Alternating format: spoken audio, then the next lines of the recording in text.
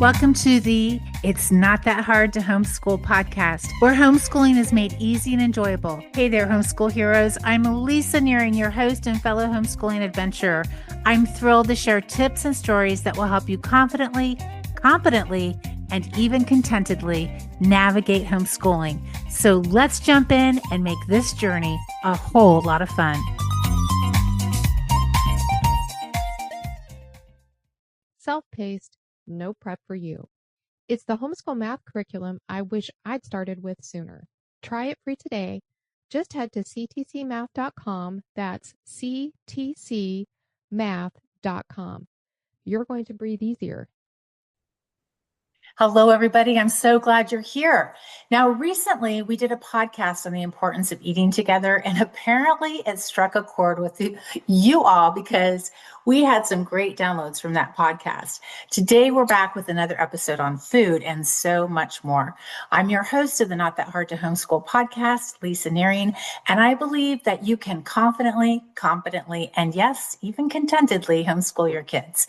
Now, you know that we love curriculum that teaches skills, makes sense, and is affordable. And that's why we love CTC Math. CTC Math gives your students a clear confidence building path through math without the stress. Short, engaging lessons, step-by-step video instruction, self-paced progress, and immediate feedback help learners master concepts quickly and independently. It's a great fit for busy families, diverse learning styles, and anyone who wants math to finally make sense. I am so excited to introduce our guest today, Katie Kimball. She is the author of the e-course, The Kids Cook Real Food, which has been recommended by the Wall Street Journal. Pretty impressive. Today, she's going to talk about how we can help kids' relationship with food, both through work in the kitchen and helping parents of picky eaters. We're going to talk about life skills.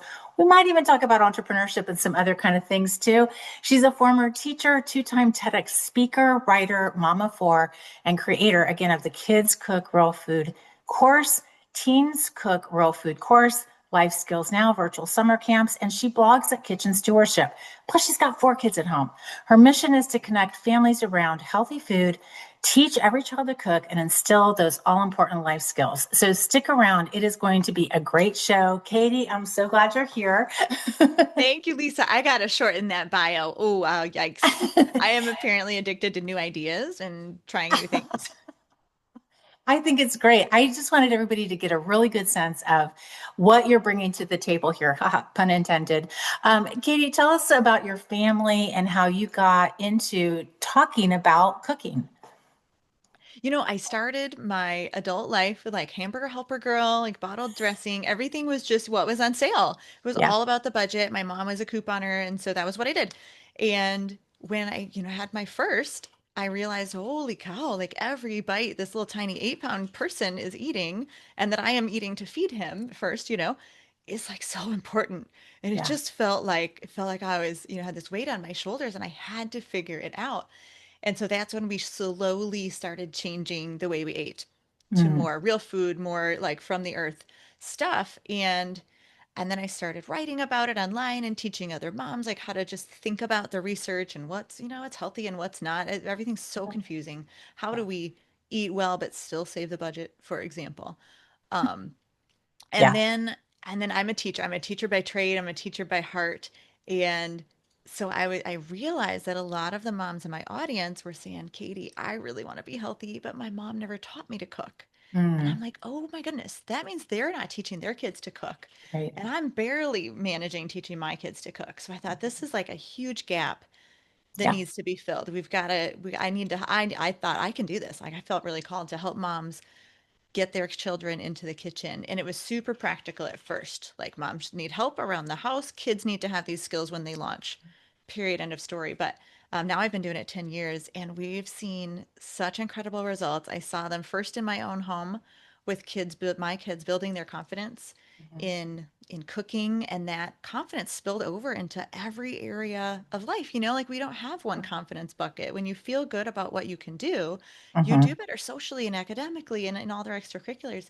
So it's just incredible, and just the ways that I've been able to see families grow in Mhm. healthy eating, in connection as a family, in their creativity, Mhm. ditching the screens. And it really is, like, I feel like teaching your kids to cook is this first domino in Mhm. a lot of what we really want for our kids. So I mentioned Yeah. I've been teaching kids to cook 10 years. That means my kids are 20, 17, 14, and 11. So I'm right in the thick of the teenager years. Yeah. These are fun times, though. These are fun years. Yes.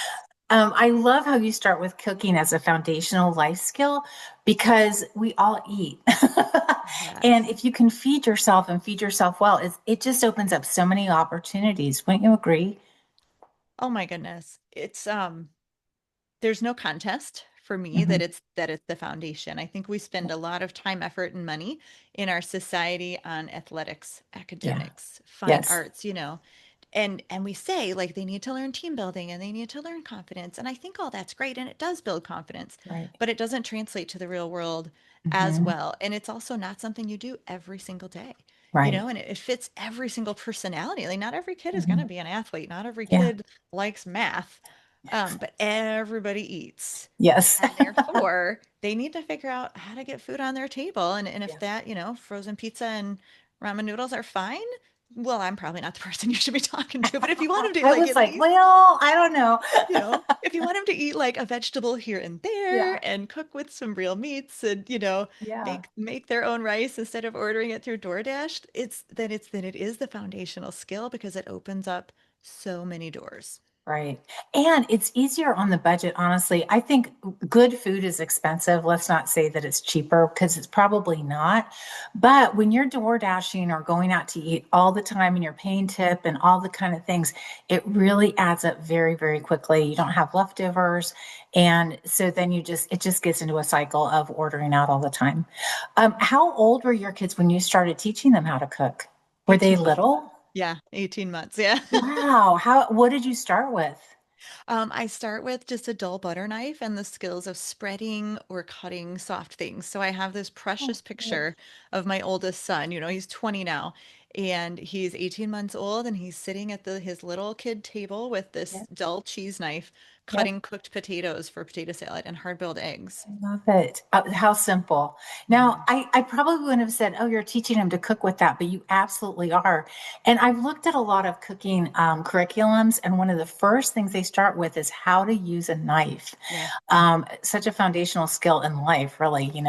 So very, very cool. So a dull butter knife. I like how you preface it with that. Yes. So what? And then just tell us the progression and how would a parent know what to start their kid out with? Maybe they have a middle schooler and they haven't ever had their kid in the kitchen with them. Should they start with spreading and cutting and stuff like that? What would you recommend? Ooh. That was a lot of Middle questions at schoolers are a once. different species, Yeah. right? Like, so Yeah, what that's I true. do with a 2-year-old or a 5-year-old, like they are intrinsically motivated. Those Yeah. little ones, they, Mama, can I help? Right? Yes. They make the motivation easy. As soon as they're like 10, 12, getting a little Mhm. surly, the Yeah. entry point has to be different. Yeah. So what I like to recommend to the parents of tweens and teens, really anyone who's not at all motivated to get in the Okay. kitchen, Mhm. is to figure out what they like, because Mm. we want to start with something they already care about. And so I recommend parents to just casually ask your tween or teen a question,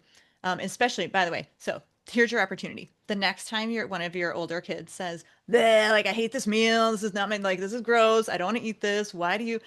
Teens will Yeah. be so mean. They'll say, "Why are you doing this to me, Mom? You know I don't Right. like this dinner." So any instance like that, just keep your cool and say, if you were the cook, what would you choose? Yeah. Great. I love it. And then you tuck that away because that's not the time for the conversation. But you Yeah. tuck that away, and yeah, last night you were saying that you would like to make burgers and fries, or you wish we just ate Mhm. pizza, or whatever it is, Yeah. grilled chicken and salad. I don't care what it is. Yeah. You say, let's look up a recipe for that. You find a Yeah. recipe in a book, online, YouTube video, whatever it is, and then you start to like unpack that recipe. Hmm. Because here's the thing, if you were to just say to your 13-year-old or 15-year-old, hey, like, cool, we found this great recipe for homemade Yeah. pizza. Look at that. Like, that chef is like throwing the dough around. That's super cool. That teen is motivated. But if they jump right in with no skills, Yeah. the chances, like, failure is good, but catastrophic failure on your first try doing something is really going Yeah. to add some negative feelings to them in the Yeah. kitchen. So we, Yeah. we want to scaffold that learning. And so then you start to pull that apart, right? And say, Hmm. well, have you ever worked with dough? Like, do you know how to knead dough? And they're like, no. Yeah. Um, do I can't remember. Like, have you used the oven yet? Is that something, because sometimes even a 13-year-old is very afraid of the oven. And so Yeah. the idea is to start to pull out all the different skills that are needed to make Hmm. this cool thing that now hopefully they're like, I kind of want to make this, I like to Yeah. eat it. I always Yeah. tell my kids, when you cook, you get to choose. Yeah. That's a huge benefit. You're in charge. You get to choose what we I eat. love it. And ideally, you start to reveal Hmm. that there are a lot of skills that they're going to need to make that. And maybe you say something like, I think it would be really cool if you could make this pizza recipe. I'm Hmm. not sure you have all the skills, but like, what if I taught you how to make the dough?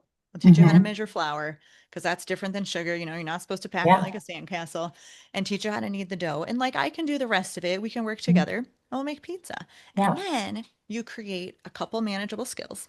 Hmm. Ideally, they're motivated. It's not magic pixie dust. It's not going to work every time. But starting with something they want to make is Yeah. definitely a great opportunity. And then you're working together. You end up with this like delicious result. Mm. And then we can snowball both the skills and the motivation into yet another meal. I love it. I love how you talk about scaffolding those skills because those of us who have done a lot of cooking for a while, we're like, who doesn't know how to use an oven? But you're right. I mean, a lot of people don't know how to use an oven. A lot of people are microwave people. And so, or they're a food fryer or an Instapot or whatever. And those are great tools, absolutely. But understanding how to use an oven and a skillet and a knife, all those things, and scaffolding that learning so that it's appropriate to what they already know. And this is what I really like to tell parents all the time about academics, but it's so transferable to life skills. It doesn't matter what age or grade they're in. If they don't have foundational skills to build on, you need to start back from the beginning. And that's Yeah. really what you're talking about, like how to read a recipe, how to use knife skills, how to turn on the oven, safety rules, those kind of things. I One of the things I think is so interesting now is I'm this old, like we just collected recipes from our grandmas growing up, right? And now everybody watches videos of how to make things and it drives me nuts. I'm like, I could scan this recipe in 2 seconds and know what to do, but you have to watch the video to the end. But I think this generation is so acclimated to watching videos and maybe just reading a recipe might be helpful to them too. But so tell us some of your favorite recipes to start kids out with cooking. Oh, you know what? I can't answer that question, honestly, because literally one of my philosophies is skills over recipes. So I Oh, tell I love parents all it. the time, it's not about the recipes. Cooking is Yeah. not about recipes. It's about having the skills to be able to approach any recipe. Hmm. So Yeah. technically, if we're talking tweens and teens, you can teach them how to make mac and cheese, pizza, chicken Yeah. nuggets, all. Yeah. But the answer to that question is, what does your kid like? Yeah. That's the recipe for where to start. Yeah. I love it. So, one of the things that I think is so interesting is that some parents really push back on teaching your kids things like how to cook or how to clean. They think that maybe that's not age appropriate for kids. What do you say about that? Do you encounter that much in the work that you're doing? I do a little bit more from the keyboard warriors out on social media who, Yeah. when I say like my kids are learning to cook or my kids are doing some chores, they're like, "Oh, you're evil. You're turning your kids into slaves. Like you just want to push off all your work." Like, right, like it's really easy to get my kid to clean the toilet. Like, Yeah. I can do that in one fifth Right. the time. Thank you very Yeah. much. This is not laziness. Yeah. But I think here's the thing that I want parents to imagine is, and you've launched all your kids, Yeah. Hmm. and I've launched one. We know right now studies are showing that the 18 to 20 to 22-year-old crowd is Hmm. experiencing really high levels of anxiety that were Yes. not the case in the past. One theory that I think is holds a lot of weight is that they are experiencing every single adult stress all at the same time, like this huge avalanche Oh, on them because they're leaving home. They don't know how to cook. They're doing yeah. Google searches for how to boil water. They don't know how to clean the Yeah, toilet. right. They barely know how to keep their own calendar because unfortunately, sometimes the parents have been doing that Right. for them. And so I Hmm. really see teaching those skills as a gift Yeah. to my Hmm. kids, that they now have the ability to leave home and feel confident about it and not anxious. Yeah. They now have some feeling of agency in their lives. When Hmm. we think about like what does it mean to be anxious? It means you feel Right. like you have no control over your life. Right. Right. So to give kids control over their lives, first we've got to let them make decisions. We've got to Hmm. let them fail for sure to build resilience. And we need to give them some skills Yeah. so that they can say, like, something is happening to me. Do I need to run to my mommy and daddy? Well, no, because I have problem solving skills and I Yeah. Right. actually can, feed myself. And Yeah. it's these little things that we think don't matter. But Hmm. I really believe we're seeing some of the fallout of a generation Hmm. of parents who chose not to Yeah. teach their kids life skills. That's not going well. Yeah, I think that's such an important point. My youngest daughter just purchased a car and she moved and we moved and then she purchased a car and she moved. So it was like a lot of stuff happening at once, Yeah. but she purchased the car. She had to get temporary tags in one state. She was moving to another, get insurance, figure out what kind of insurance she wanted, the deductible and all these kind of things. And she was exhausted. She's like, this is so much work. And we were there working it out with her. But I think your point is so very good is that our kids are feeling so much anxiety Mhm. because there's so much to figure out. Just setting up her new place, there's the internet and the water and the trash, and it's a different state. And the trash, just a weird example, they brought the trash bin, but they didn't tell her what day they picked up the trash on. And she's called, they're like, go to the website. There's nothing on the website for her neighborhood. And she's like, why is this so hard? And I'm like, this is literally adulthood. Yeah. There's Well, just and so complications communication skills, everywhere. right? Talk to the neighbors. Exactly, right? So I think you make a really good point. Teaching our kids a transferable skill like cooking helps them know that they can succeed because they succeeded here and they can make egg salad or tuna salad and they can take that and go, I figured that out. Like I know how to make egg salad, so I made tuna salad. I had trash service there. I can get trash service here. And so I think that's so important. It really does like tamp down the anxiety a little bit. Yeah. Oh gosh, the confidence that we see in our kids and teens, not just in my house, but like all of the students around the world who are learning to cook is Yeah. absolutely incredible. Like if you just think about a child taking a recipe an adult wrote and tweaking it and changing it and making it their own, like they're Yeah. like, I am the stuff. That's Like right. I'm I awesome, know. It's We feel incredible. that way. Yes. Yes, absolutely. So everything is so busy. Everybody is so busy. How do you fit in teaching cooking and life skills when you've got school, you've got after school activities, you've got church, you've got all the things, and now you're supposed to Mhm. teach your kids how to cook when you just need to get a meal on the table, regardless of if they like it or not. How do you fit that in, and how do you fit in all the life skills? I mean, Yeah. it can be really complex to try to manage that calendar, right? Right. Well, luckily we have 18 years to do it, so it's Yeah. not like a week long, task set. Right. How do you teach cooking? First of all, not right before dinner because Right. everybody's stressed. Typically in families, someone has something they have to go to after dinner, so there's a Yeah. deadline.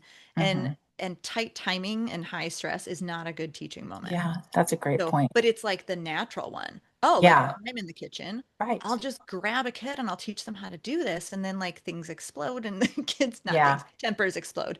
Yeah. And then the teen's like, well, I don't want to do this, Right. you know. That's a great point. Yeah. Don't So use that time to cook dinner to teach cooking. That's a yes, great point. that's Yeah. when your kids can get repetition. They can get practice of something Mhm. they've already learned, Yeah. but that's certainly not the time for a brand new skill. Yeah. So I always tell my parents of younger kids, especially, and this kind of would apply to teens too, is right after a snack, right after like a weekend breakfast, or homeschoolers can be after, maybe after lunch, like they're in the kitchen, they're fed, they're not hangry, Yeah. and you don't have time pressure. And so that's why I say skills over recipes, because I think for us parents, when we think, oh, I need to teach my kid how to make like X recipe, and that takes you 45 to 60 minutes, and you're like, oh gosh, right? Like that's going to take an hour and a half to teach my kid, and I just don't have that time. But if you can take a recipe, like let's say pumpkin muffins, there's about Mhm. 7 skills Yeah. you need for pumpkin muffins. So if you can break that down into skills and think, okay, today we're going to learn, like I'm going to teach my kids, how to measure flour, how Hmm. to measure using teaspoons, and then we're going to practice with a cold oven. We're Yeah. not making Oh, I muffins. love it. We're just Hmm. building a couple of those skills. And then another, day, use some other skills. Ideally, you can Yeah. make something, Yeah. with the skills, but like the muffins might not be the first thing if they have 0 out of 7 skills. Yeah. So I think that's really helpful for parents. Hmm. Yeah. And also the mindset of return on investment. So Yeah. if you ever, you've probably done some interviews with finance experts and they'll Oh, say, yeah. oh, like people feel like I can't invest because I'm living paycheck to paycheck. And their advice is always like, can you find $5? Right. Right? Because that $5 now is going to turn into Right. more money later. It's exactly the same with time spent Yeah. teaching your kids life skills, whether it's Mm. cooking or cleaning the toilet. Right. The half hour you invest now becomes, if you're living my dream, I've got 3 nights a week where my children each take a full meal. Wow. So talk about return on investment, me getting Yeah. time back. I can be right here at my desk, building something, creating a new product, doing an interview at 5 Mhm. p.m. Yeah. and smell happy smells, wafting in. And I'm like, oh, dinner's almost ready. That's And awesome. I don't have to do any of it now. So Yeah. that's the dream. Like hold that in your mind. Like Yes. that's the I love it. goal. Uh-huh. And the investment of a half hour here and a half hour there is so Right. worth it. Right. I think that is a great way to think about, the return on the investment. You said something important that I want to just go back to briefly is as you're teaching your kids to cook, you don't have to have a finished product as Right. you're teaching them. And that kind of takes some pressure off. Like we can teach our kids how to measure, um, wet and to dry, some of those foundational cooking terms and how to do things without ending up with a finished product. I mean, that is like, wow, that's mind blowing. Thank you. Mhm. Yeah, when I was rehearsing for my first TEDx talk, I had like neighbors come over because I needed a real audience of real life human Yeah, bodies. And my neighbor was like, "Did you just say I can just teach my kid how to measure a teaspoon of salt?" At the right. end, she's like, "I've always thought of like, I should teach my boys to cook." It was like this lofty goal, this Yeah, massive project. She's like, "I could teach them how to measure a teaspoon of salt today." so easy. You got I it. love it. I love it. I mean, really, that is so helpful to think about. Break it down to so simple. And it can be a 3 to 5 minute lesson. It doesn't have to be a 45-minute pumpkin muffin thing. Hmm. Although we all love pumpkin muffins, especially with some walnuts on top. So I don't want to detract from that. But how do parents who don't know how to cook teach their kids how to cook?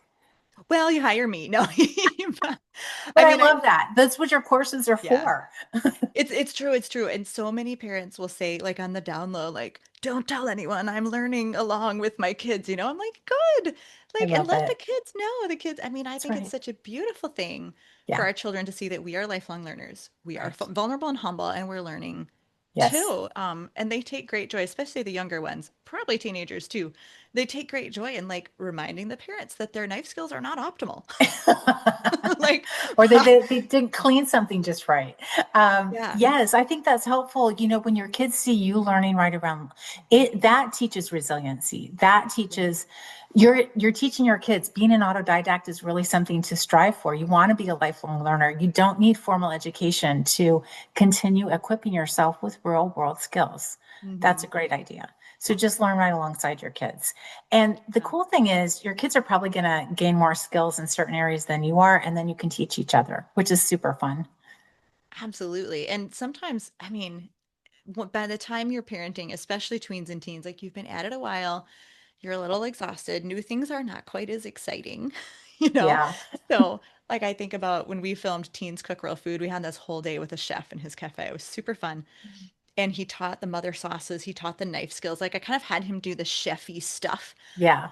But I said, we got to make something. We got to make a whole recipe. Like, what should it be? And he's like, oh, I think we should show the teenagers how to make their home ovens into a brick oven and do homemade pizza. And I'm like, Wow. that sounds complicated. Yeah, You it know, actually like, does.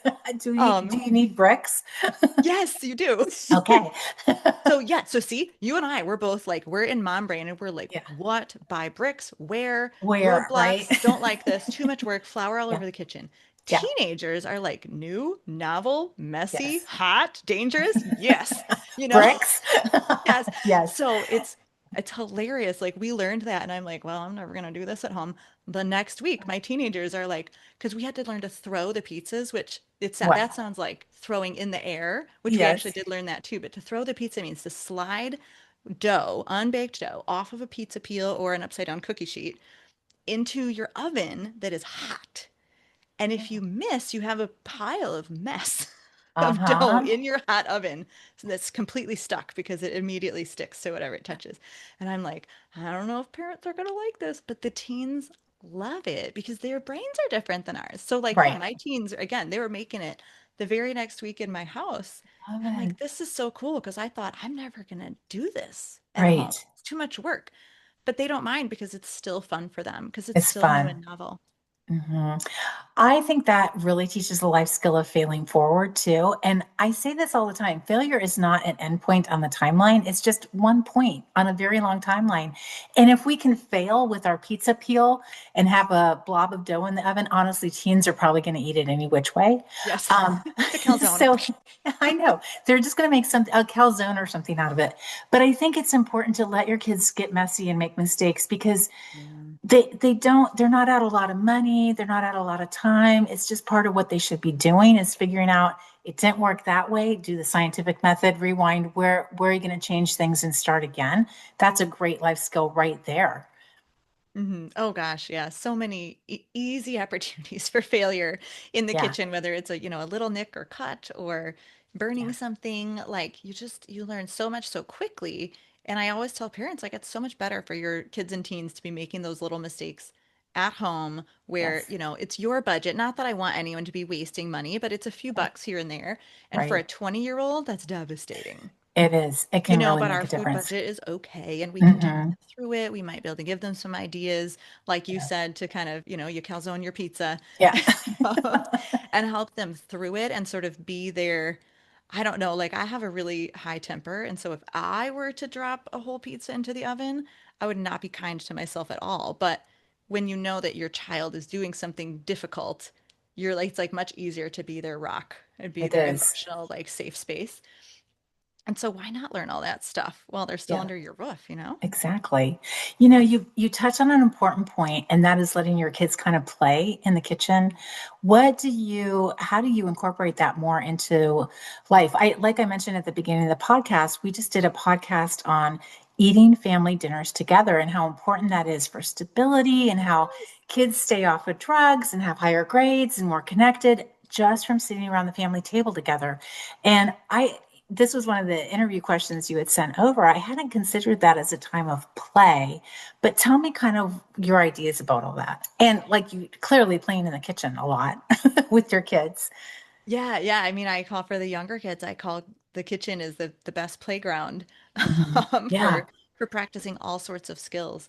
And so, like in our teens cook class, again, rather than teaching a recipe, here's how you make roasted broccoli with cumin or something, Hmm. we teach the skill of roasting. We teach Hmm. how to think about herbs and spices. We teach, the difference between dry and fresh herbs and Hmm. spices, and then how to think about blending them together for like different cultures and ethnicities and cooking styles. And then it's all about, when we actually roast the vegetables, I say to the two boys on either side of me, like, what seasoning do you want to use? Yeah. And, one of them actually says, because I listed like Cajun or French cuisine, what Yeah. cuisine, and he goes, I don't know what most of those words mean, so I'll use garlic, salt, and pepper. And maybe it's something spicy. And I'm like, okay, we'll talk that through. But it's so cute to see them like step into that Yeah. creativity. So I guess when I think of, the kitchen as play, it's because you get to create. You may not be a Yeah. composer of music or a Right. poet who's able to write poems, but anyone can throw a couple seasonings on some veggies, Right. stick it in the oven and see what happens. It's pretty hard to mess it up if you've got some skills, right? You need to Yes. kind of build that skill base Yeah. first. So that's for sure like creative play as Hmm. well as tasting new things. I Mm-hmm. feel that that's like a form of a playground, especially Right. if you've got a resistant eater who Mm-hmm. doesn't like to try new things. Getting them in the Right. kitchen is the best location Mm-hmm. for them, the best environment, because they Yeah. know they're not expected to eat it. So they're Oh, more okay. willing to experiment, and all of the inoculation of the feels and the smells and the sights and even the sounds of the crunching and the sizzling of cooking help their taste buds to sort of be more Mm-hmm. prepared to Mm-hmm. receive that food, that new food, if they are then willing to taste it. So that's also, it just feels like a playground to me, like a It sandbox. does. I love how you're describing all the senses in the kitchen. It's such a great environment for learning so many things. And we were talking very briefly about AI before we started the podcast, and creativity is going to be one of the skills you really need to equip your kids with. I know. Absolutely, in this AI rich world in which we live. And a lot of people think you're either born creatively or you're not, but it's truly a skill you can teach your kids. And what better milieu to teach your kids creativity than the kitchen? I mean, that is so fantastic. And it really does get all the senses. So it's going to go into the memory a lot faster because they're smelling and touching and tasting and feeling and hearing. I just think it's so great. So a great place to learn so many different things. And of course, they can write papers about baking the bread or a sonnet or whatever. You can turn it into other kind of academic lessons and definitely math if Mhm. you need to, but you don't have to.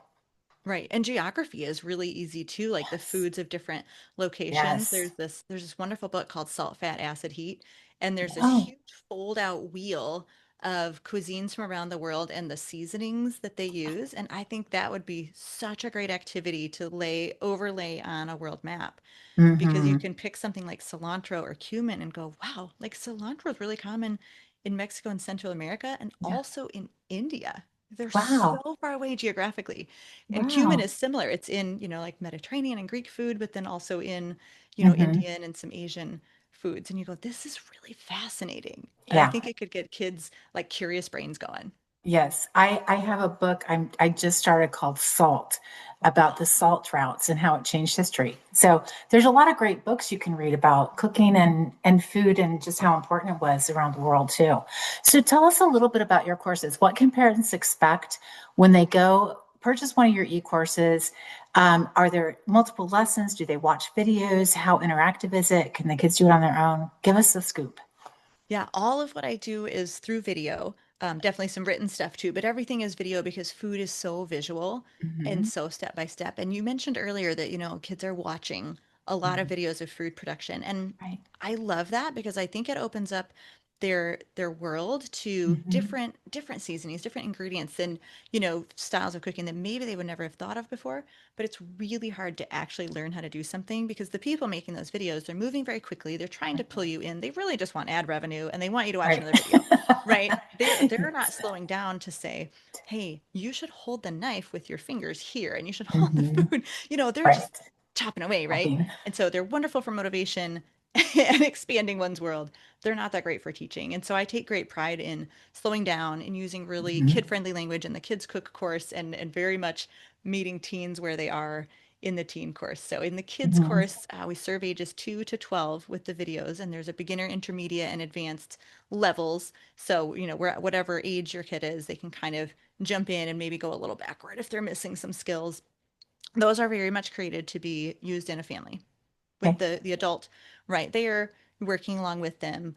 We have one option called Kids Cook Solo, where Yeah. kids ages 8 and up can build some of those skills with the same videos but without their parents, and that has Yeah. like it's all written a little differently. Yeah. And then with the teens, completely different. They're supposed to jump in wherever they want, Okay. just like that pizza idea, and then figure out, okay, what skills do I need to make this dish that I really want to make. And then they can kind of go backward and around and be crazy and frenetic and chaotic like teenagers don't mind.